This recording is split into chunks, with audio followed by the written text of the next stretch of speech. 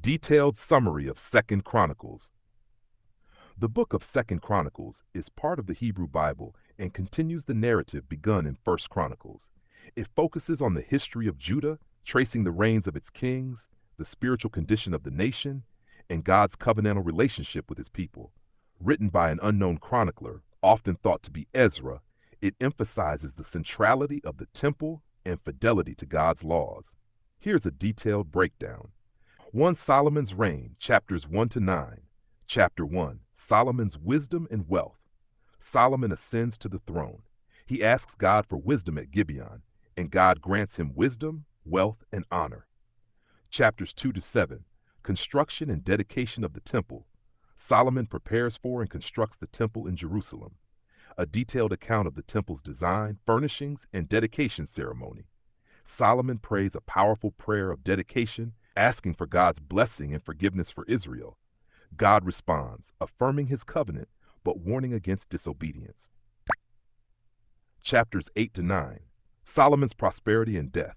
Solomon's accomplishments, including his other building projects and trade.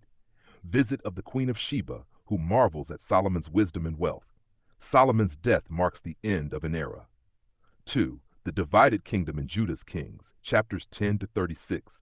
Chapter 10, Rehoboam's folly and division of the kingdom. Rehoboam's harsh policies lead to the division of Israel into two kingdoms, Israel, northern kingdom, and Judah, southern kingdom. Chapters 11 to 36, History of Judah's kings, focuses on the southern kingdom of Judah, emphasizing kings who were faithful to God and their reforms. Faithful kings. Asa, in 1416, initiates religious reforms and relies on God in battle, but falters later in life. Jehoshaphat, 17 to 20, strengthens Judah spiritually and militarily, seeks God's guidance in battle. Hezekiah, 29 to 32, restores temple worship, celebrates a great Passover, and trusts God during Assyrian threats. Josiah, 30-35, finds the book of the law, renews the covenant, and institutes widespread reforms. Unfaithful kings.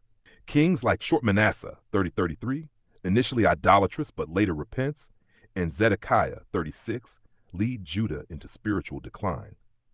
Repeated cycles of apostasy, punishment, and reform show the nation's struggle with covenantal faithfulness. 3. The fall of Jerusalem in exile, chapter 36. Judah's persistent disobedience leads to God's judgment. Babylonian invasion under Nebuchadnezzar. Destruction of Jerusalem and the temple in 586 BCE. The exile of the people to Babylon for 70 years. The book ends on a hopeful note with Cyrus of Persia issuing a decree allowing the exiles to return and rebuild the temple. Themes. 1. Faithfulness to God. The prosperity of Judah is tied to obedience to God's laws, while unfaithfulness leads to judgment. 2. The temple. Central to worship, the temple symbolizes God's presence and covenant with Israel. 3. Covenant. God's enduring covenant with David and his readiness to forgive are highlighted. 4. Leadership. Kings are judged by their faithfulness to God rather than political or military achievements. Purpose.